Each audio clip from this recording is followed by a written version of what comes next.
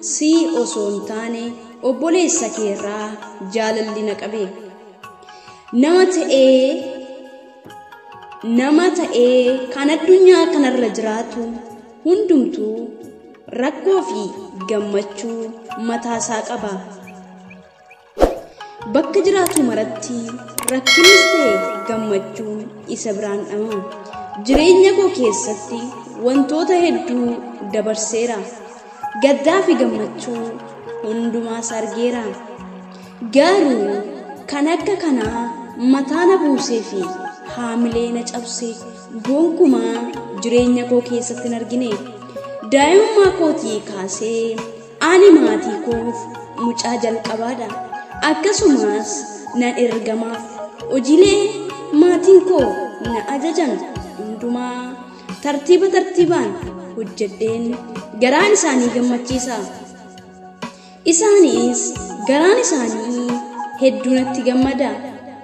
Anis akka maatiin koo garaan isaanii natti gaddu gonkumaayyuu hin fedhu. Akkuma daa'imummaa kootii kaasee guddataan dhufe. Haa ta'uyyuu malee namni tokko yookaas daa'imni tokko gaafa dhalattu hiriyaa naannoo isheetiin ishee fakkaatu yookaas isa fakkaatuun dhalachuun dirqama. Naannoo ani jiraadhutti mucaan wajjin biyyoo daaknee dhoqee bukeessinee laga wajjin buunee olii fi gadi waliin deemaa guddanne tokko faana osoo hin beekiin yaadni koos gara isheetti harkifataa dhufe. Isheenis yaadaan gara koo ta'aa dhufte. Nuyi walitti dhufeenyi keenya kan ganamaa hiriyyummaa yoo ta'e malee wanti biraan nu gidduun jiru. Gaafa wal arginuu fi walii wajjin adeemnu hundumaa ni mari'anna jireenya keenya borii akkamitti akka fuunee deemnuu fi barnoota keenya idilee akkasumas jiruu fi jireenya hawaasummaa keessaa waliin mari'anna. Anis ta'e boontuun waliin guddachaa dhufne. Gaafan ishee gorsu boontu koo yookaas booniyyee jedhee yoo waa'ee malee keessii fi miirri koo tasumaan hin gammadu. Isheenis akkas naan jetti. Caalaa koo yookaas caalii koo yoo jette malee akka keessii fi miirri ishee hin gammanne natti himteetti. Kan nuti itti gargar baanee barachuu eegallees amma. Jireenyi koo baay'ee natti ulfaate. Anis ishee malee barnoota itti fufuun hedduu natti ulfaachaa dhufe. Isheenis fuulli ishee hedduu dukkanaa'e, onneen ishees hedduu ishee cabe. Sababni isaayyuu mana barnootaa anaa fi boontuun itti baranne keessatti daree tokko teenyee kan nuti walii wajjin jireenya hiriyyummaa fi daa'imummaa dhamdhamataa dhufne. Amma garuu erga haayiskuulii geenye dareewwan garaa garaatti hiramne akka barannuu fi ajajamne. Akkas jennee waliin mari'anne. Daree tokko teenyee yoo baranne malee jireenyi koo ifa mitiin jedhe. Isheenis akkasuma naan jette. Hoogganaa mana barnootaa keenya bira deemnee rakkoo keenya hundumaa itti bannee innis akkas nuun jedhe.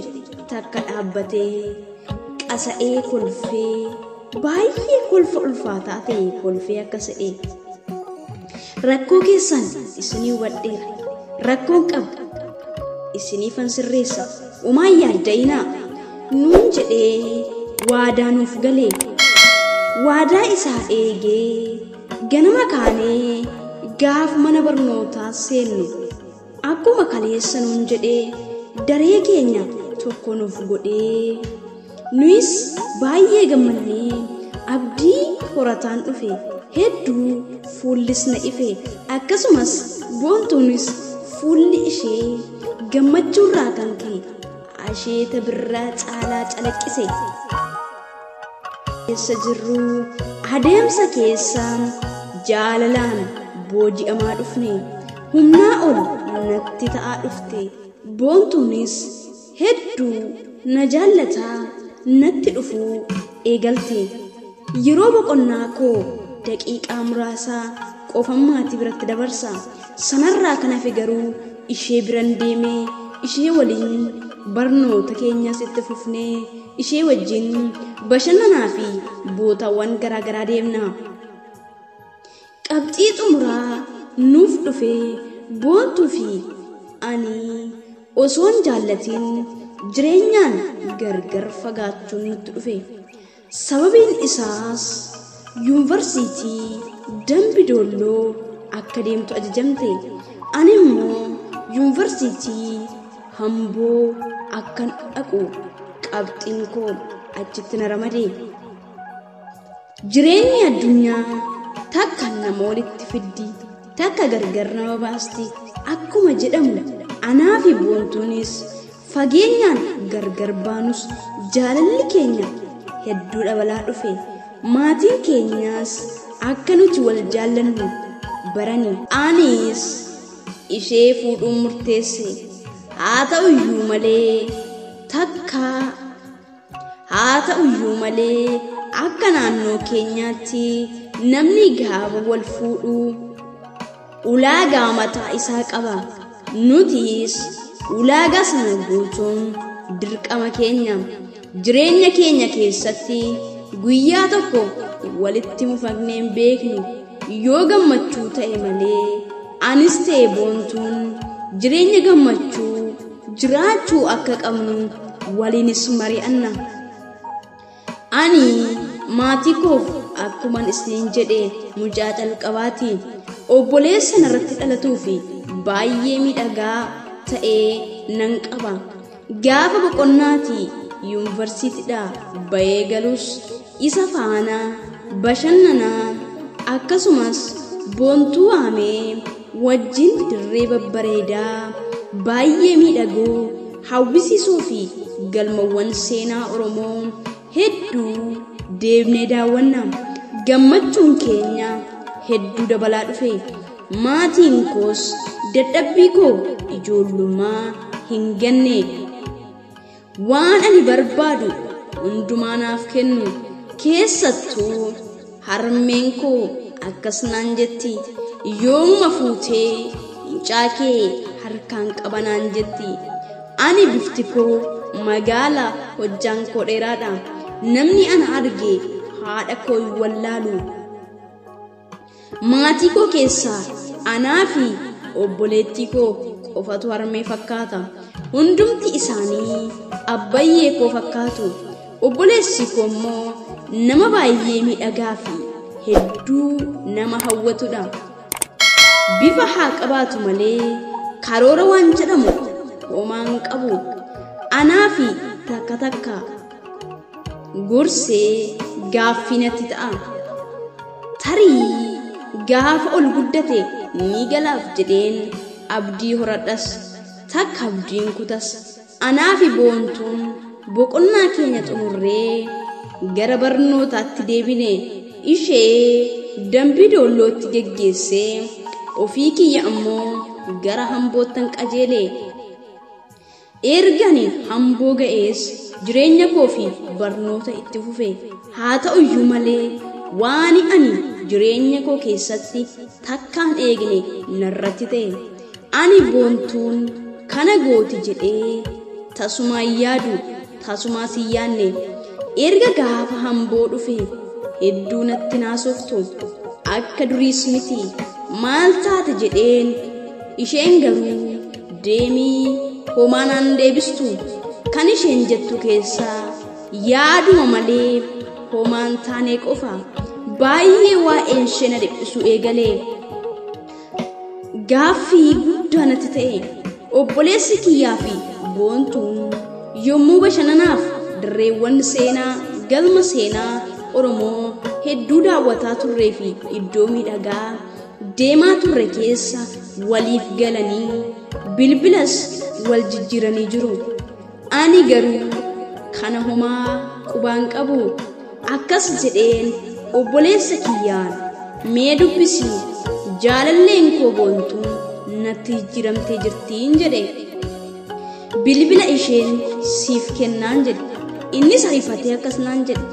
Lakki Caalaa lakki bilbila ishee aniyyuu nan qaba naan jedhe.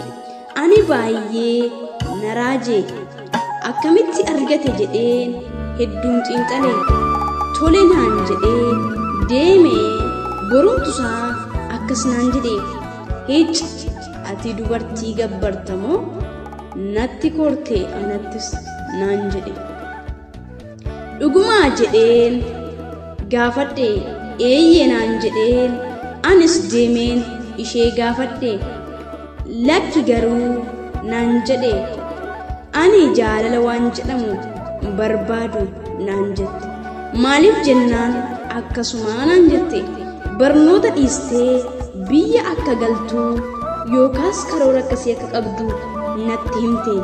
Anis erga isheen abdii kuttee faana galuu qaba jedheen murteesse. Anis barnoota kiyya addaan kuteen faana galee. Sababiin isaa jaalalli waan hedduu nama godha waan ta'ee barnoota koorraa isheen jaalladha. Kanaafuu wajjin galuun qaba jedheen murteesse. Faanas nan galee. Garuu gaafa wal arginu akkuma yeroo bilbila keessaa natti taate naaf galuu didee. Anii fi obboleessa kiyya gaafa argitu garuu fuulli ishee ni ifa, ni gammaddis, ni seeqqatti, hedduu ni qabatti. Adeemsa keessaa anis shakkaan dhufe. Ati gaafa qofaa maaliif natti naasoftuun jennaan lakki ani obboleessa kee malee kee sittin dubbadha. Garuu waan ati gootu keessaa inni tokko maal sitti fakkaata?